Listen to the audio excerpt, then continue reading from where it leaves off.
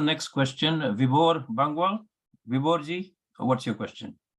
Namaste, sir. Sir, can you please shed some light on the work that you have been doing with the Pakistani Hindu refugees? Thank you.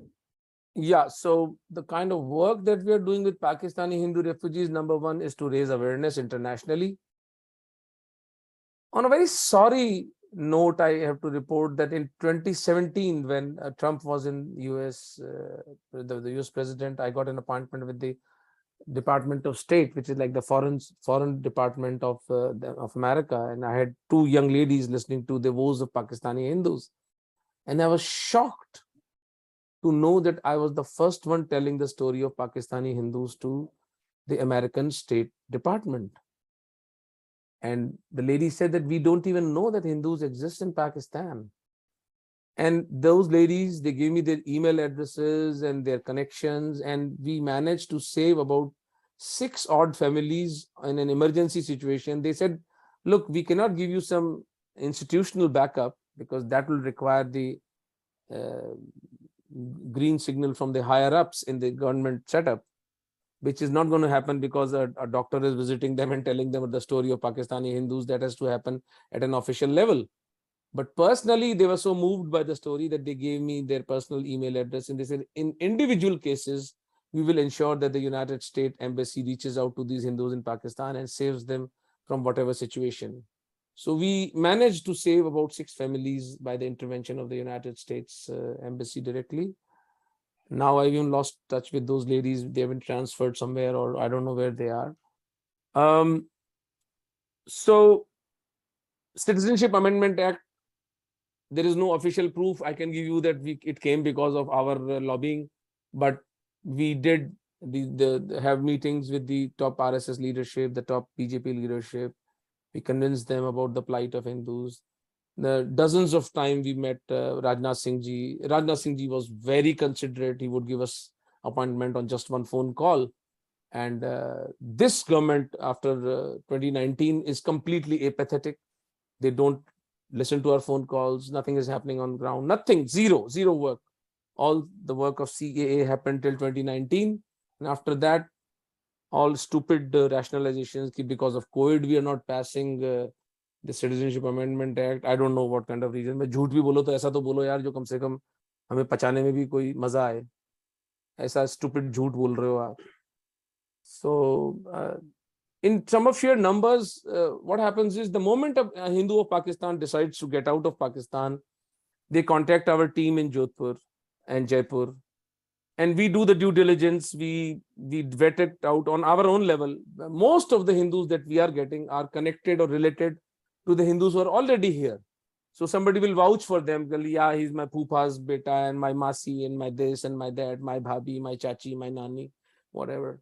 And once we have established that connection, we send the file to the Intelligence Bureau. The Intelligence Bureau vets them on the security front that no Pakistani Muslim sneaks in the garb of a Pakistani Hindu. Then that file is sent to the Indian Embassy in Islamabad. Then we have to arrange the money for that poor family to go to Islamabad, get that visa. From India, we cannot send that money directly to Pakistan because that would mean death of these Hindus if they will start getting money from India. So we manage it through different routes in Pakistan. And then these Hindus go to the embassy, they get their visas, and then they come into Jodhpur by train or by Atari border. Our team goes and receives them. We feed them. We apply for their long-term visas. We get their police verifications done. And then the application for citizenship is moved. So in the past 7 years, besides taking 10,000 Hindus out of Pakistan, we have also managed to get more than 4,000 citizenships, which is the biggest relief for these Hindus. Because as long as they do not get a citizenship, they are people of nowhere. They are kafirs in Pakistan and Pakistanis in India. Nobody would even rent a house to them. It is on our personal guarantees that me and Jay call up people and ask them to allow them to stay in their homes, take them as employees. Although for the last 7 years, a lot of awakening has happened. A lot of Hindu Samaj has come forward to help these Hindus. And that is a very very heartening sign. Now we need to scale this up. I had been going to sadhus and sannyasis to pick this issue up and start speaking and educating Hindu Samaj. None of them obliged. But last month, we broke kind of a ceiling when Didi Ma Sadhvi Ritambara has taken up the issue in earnest. She has started publicly speaking about this issue. So I'm hoping that in the next 6 months, we are going to see a lot of change in the outcome of the Hindus of Pakistan, because the Samaj is awakening. The Samaj is no longer ready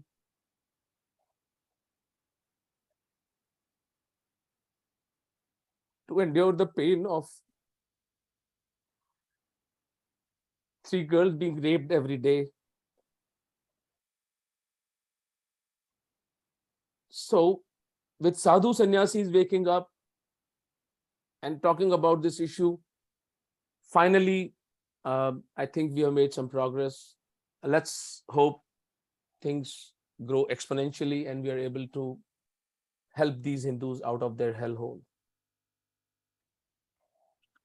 Thank you for that answer, Omendra ji. Sachin Gaur ji, you have a question? Yep. Namaste, Amenji. Thanks for your precious time. And my question related to Hindu diaspora, that what can the Hindu diaspora do to assist Pakistani Hindu refugees? Thank you. Bhai, forgive me for being a little melodramatic here, and forgive me for being a little offensive, if I may use the word. What would you do if your daughter was to be taken away from you? What would you do? I'll Tell fill the me. bath. Yeah, tell me, is that child, is she not our daughter? She's our daughter, boss. These are our daughters being violated while we make money, we do theme parties, we are watching cricket, doing Bollywood. So the first thing, the least that a diaspora Hindu can do is to give $100 a month, which is like peanuts for you guys. And in $100, we can save one Hindu out of Pakistan. Okay, we have the wherewithal now, we have the mechanism now. We can do that easily. The least you can do, and then forget about it. Give $100 and forget about it. Maybe your wife doesn't allow you, maybe your children don't allow you, maybe you are too afraid of jihadis, which is all fair, because very few will have the whole. I was born with this hatred for totalitarian ideologies. I'm a too free a man to yield to this kind of blackmail. But I understand that every human being cannot be that passionate about it. So the least you can do is to give money. The next you can do is to start talking about this to your family. I'll give you the relevant data, the state statistics, everything in black and white. There's nothing that is hidden. अरे भाई, एक Indian state की parliament ने जब citizenship amendment act पास कर दिया, what else remains to be said about the atrocities that is being done on Hindus of Pakistan? What else remains to be said? So the next stage is start talking about it, friends, families, colleagues. And the third is that we form a Nimit Ekam Australia group. We start working, lobbying with the senators. And if there are a few hundred refugees that can be taken out of Pakistan, that's like a dream come true for me.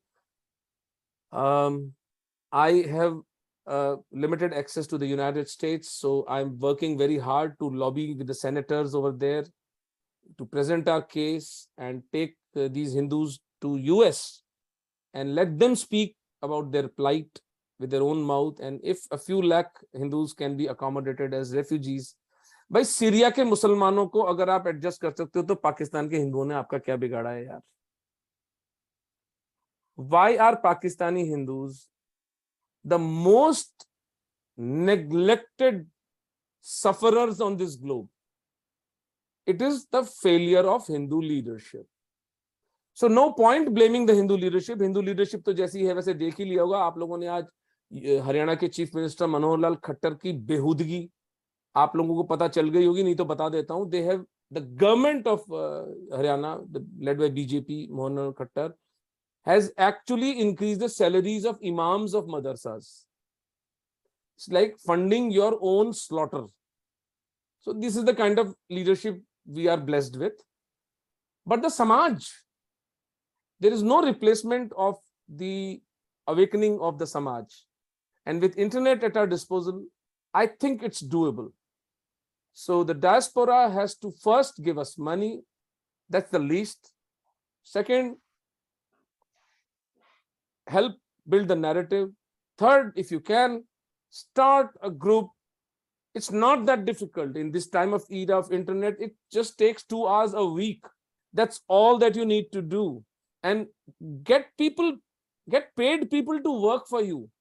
एक corpus इकट्ठा करो, say $100,000, hire a guy who is going to do the lobbying, and then finally I will fly in, I will bring these Pakistani Hindus. हम एक वहाँ की जो Senate है, we do a presentation there. We tell the story of Pakistani Hindus, and if we are able to convince the lawmakers of Australia, maybe 1 lakh Hindus are given asylum. Otherwise, I see no future for these 1 crore Hindus of Pakistan. They'll keep dying like this. 2,000 per month we are taking out. I mean, we are not even taking out that. Nimit Ekam is barely managing 300 to 400 per month, which is peanuts compared to 1 crore Hindus who languish there in all the kind of suffering that they are going on. So these are the things that diaspora can do. I hope that outlines some bit of the map. Thank you, Omendra ji. Kunal Singh ji, you had another question? Ji, Omendra ji, thank you. Namaste, Omendra ji, and thank you for your insight into the issue with Pakistani Hindus so far. On the issue of CAA not being implemented, all of us, like a lot of us, I can't say for everyone, but a lot of us have noticed a change in stance for NDA 2 in India. So do you think that the basic problem is that they are gutless?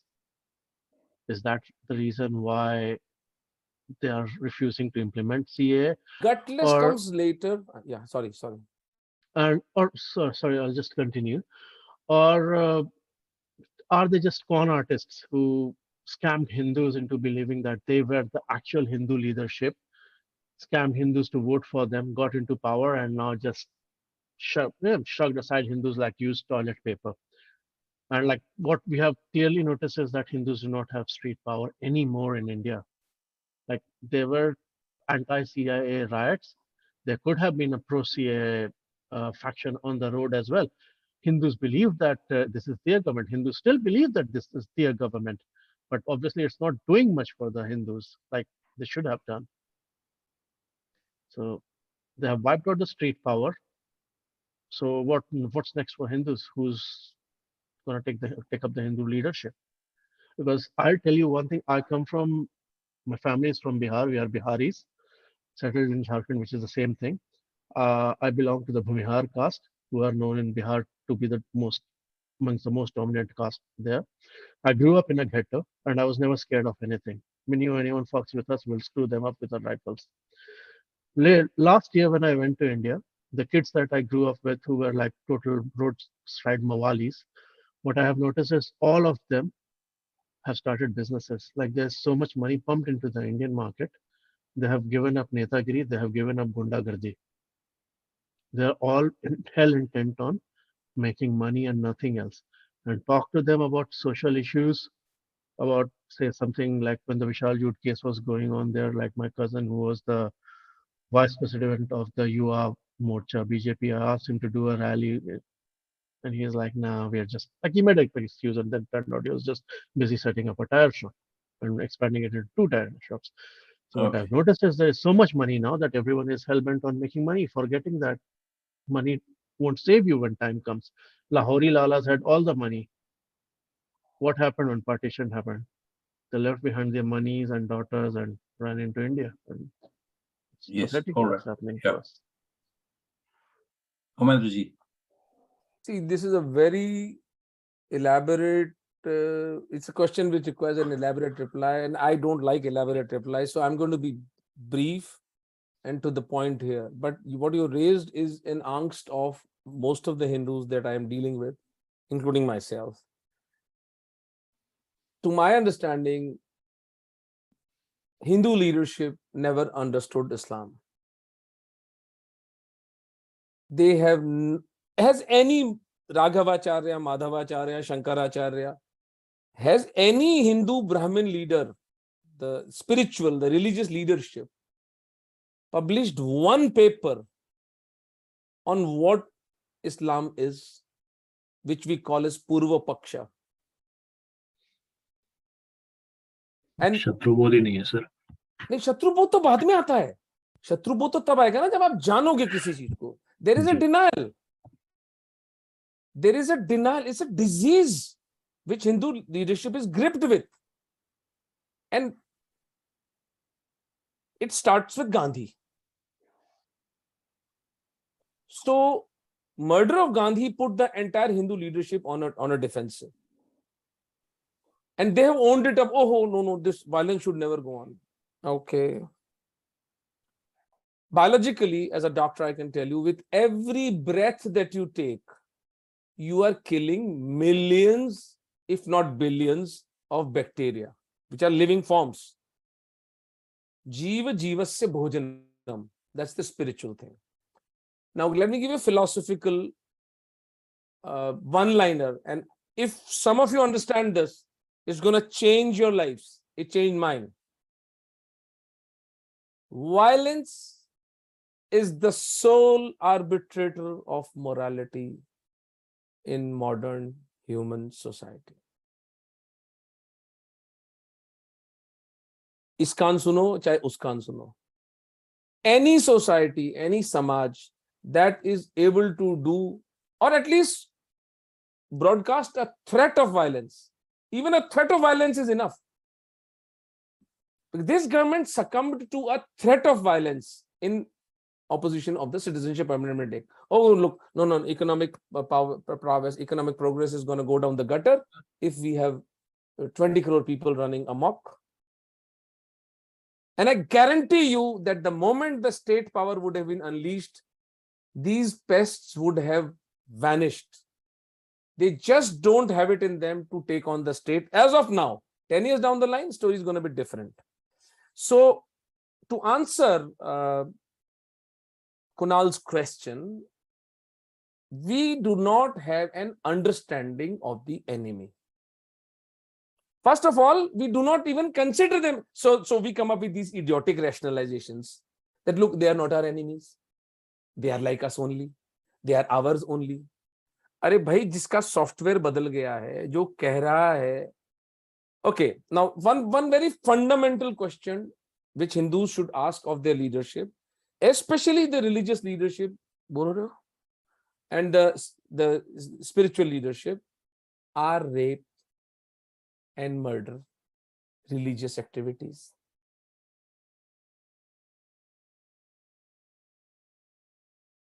Let them say that they are religious activities. Most of them will say, no, they are not. Then please read. Please read for yourself what is prescribed. Unless the Hindu leadership does that Purva Paksha, they are going to come up with these hanky-pankies. एक हाथ में computer, एक हाथ में कुरान. 9/11 जिन्होंने किया था, उनके दोनों हाथों में कंप्यूटर थे. They were graduates, postgraduates, and doctors from American universities. 1400 years of incessant conflict has taught you nothing. 8 crore Hindus have been sacrificed. Every day, 3 Hindu girls are being picked. In Chalo Chodo, Pakistan, to for most of these jokers, Pakistan is on Mars. They do not have the vision to encompass that Pakistan. Although they talk of Akhand Bharat, they put the maps of Akhand Bharat. They have no idea of what is happening in Pakistan and Bangladesh. So let us forget that. In India itself, I have a data of 282 Hindus being butchered by Muslim crowds, by lynching. I can share that data with you on Google data जो होता है उसका. The FIRs, the people who died, the Hindus who died, the murderers, the news cuttings, everything documented. Every fourth day, third day, you are getting a Hindu girl being locked in a suitcase. They are killing our girls like flies. And yet this leadership is coming and telling us, let us coexist. So don't blame those Hindus in Bihar who have taken to businesses. If I don't know if you guys, any of you follows me on WhatsApp, on my Facebook or my Twitter or whatever. I was in Jammu about 14 days back last Sunday, and 2 Hindu young boys from the valley came up to me and said, sir, Sara Hindu Samaj humko kair bolta hai. They say that we are cowards for not picking up weapons. What do you think? I said, anybody who calls you cowards is an insensitive hypocrite. Because Hindus could have easily fought jihadis, but you cannot fight a state. No Hindu organization can fight the state. And in J&K, the state was hostile to Hindus. So you did the best thing, that you survived to fight another day. That is my understanding. Both of them started crying. And they extracted a promise out of me that, please, will you help us spread this narrative amongst the Hindu Samaj who call us cowards? And I said, I'll do my best to do that. So we are fighting jihad. Definitely we are fighting. We are fighting the missionaries. We are fighting the media, which has been purchased by jihadis. We are fighting the Macaulay Putras, our own people who are anglicized in their education and who hate Hindu Dharma. And we are also fighting a myopic, self-serving, delusional Hindu leadership. So this is one of the worst times for Hindus. But Mahadev has blessed us with internet. And from my own experience, I can tell you, the kind of awareness that has come up in the last 3-4 years, it's so heartening. All we need to do is to connect with each other and start giving dharmansh. That is why, as the lady read my introduction, dharmansh is my life's mission now. That is the weapon by which we will defeat all the enemies of Sanatan Hindu Dharma. Because till now we did not have a central corpus generic funding of Hindus. जहां भी जाता हूं, warriors मिलते हैं, वो एक ही रोना रोते हैं कि पैसे नहीं है. तो वो एक सेपरेट इशू है कि भाई टेंपल का मनी कहां जा रहा है, आश्रमों का पैसा कहां जा रहा है. तो उसको बाईपास करते हुए हमने धर्मांश फाउंडेशन ऑफ इंडिया शुरू कर दिया है. Yes, you are right. The Hindu leadership has forsaken us. When, for me, the last nail in the coffin was implementation of the Sachar Committee recommendations by this government. It is pure evil for any government to implement Sachar Committee recommendations. Sachar Commission, the man himself was an evil jihadi, sold out to jihadis. His recommendations were pure evil in a modern, defying all civic laws of justice and fairness. This government has implemented that. And when Modi comes and says that we are supposed to do triptikaran of Muslims, I can only fold my hands and back off. I am not going to do triptikaran of anybody. Triptikaran is a very sacred term to be used in very different connotations. Hindus are not here for triptikaran of Muslims. I'm sorry. I'm sorry. All my love and all my respect for Modi ji apart.